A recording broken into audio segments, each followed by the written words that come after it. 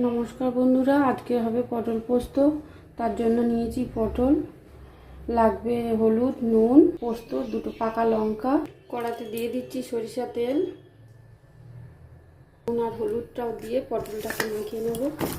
দিয়ে দেবো পটল,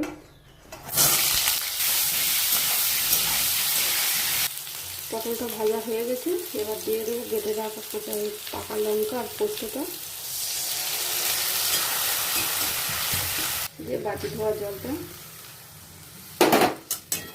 দিচ্ছি, একটু চিনি দিয়ে দিলাম, একটু সরিষার তেল, কাঁচা লঙ্কা, অল্প আঁচে 1 মিনিটের জন্য হতে দেবো। এটা হয়ে গেছে, নামিয়ে নেবো।